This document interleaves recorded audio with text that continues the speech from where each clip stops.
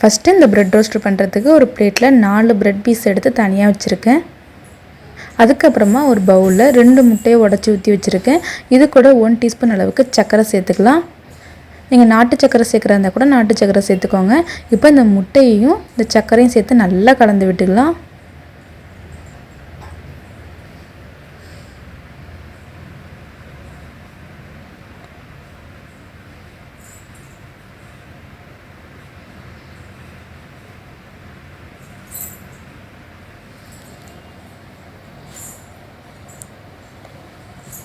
நல்லா கலந்து விட்டாச்சு. இப்போ இதையும் தனியாக எடுத்து வச்சுக்கலாம்.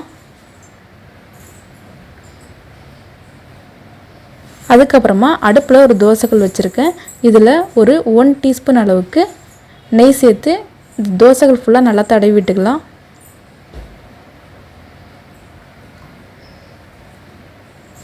நல்லா தடவி விட்டதுக்கப்புறமா நம்ம ப்ரெட் எடுத்து வச்சுருக்கோம் இல்லையா, ஃபஸ்ட்டு இந்த ப்ரெட்டை ரோஸ்ட்டு பண்ணி எடுத்துக்கலாம். ஒரு மாதிரியாக ரொம்ப கருகணும்லாம் அவசியம் இல்லை, லைட்டாக ரோஸ்ட்டு பண்ணி எடுத்துக்கிட்டால் போதும். அப்போ தான் ப்ரெட்டு சாப்பிட்றதுக்கு ரொம்ப நல்லாயிருக்கும். முன்பக்கம் பின்பக்கம் 2 சைடுமே நம்ம ரோஸ்ட்டு பண்ணி எடுத்துக்கலாம். கருக விட்டுறாதீங்க. அடுப்பு ஸ்லோ ஃப்ளேம்லேயே வச்சு லைட்டாக நம்ம ரோஸ்ட்டு பண்ணி எடுத்துப்போம்.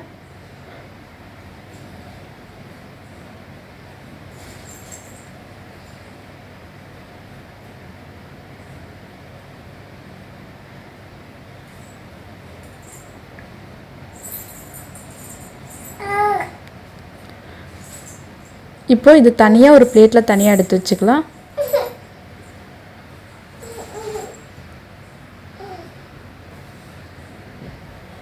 தனியாக எடுத்து வச்சாச்சு. இப்போ அதே தோசைக்கல்லில் இன்னும் 1 டீஸ்பூன் அளவுக்கு நெய் சேர்த்துக்கலாம். நெய் சேர்த்து நல்லா எல்லா இடத்துலையும் நல்லா தடவி விட்டுக்கலாம்.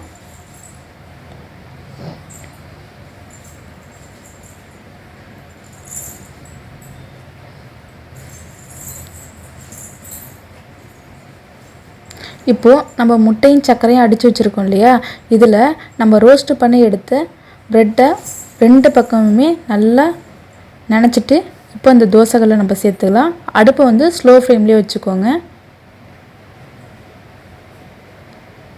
எல்லா ப்ரெட்டையும் இந்த முட்டையில் நனைச்சி நம்ம தோசைகளில் சேர்த்துக்கலாம்.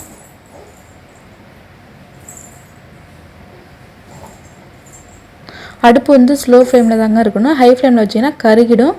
ஸோ ஸ்லோ ஃப்ளேம்லேயே வச்சு இதை நல்லா ரோஸ்ட் பண்ணி எடுத்துக்கலாம்.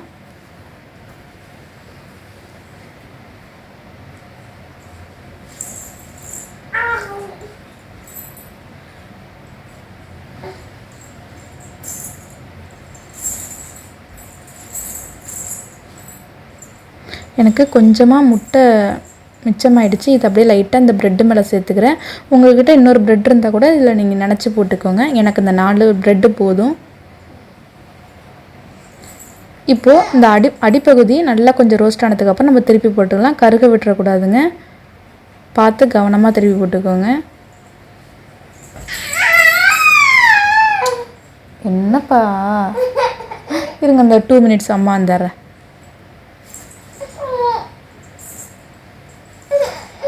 சரி பாருங்கள், எல்லா ப்ரெட்டையும் திருப்பி போட்டாச்சு.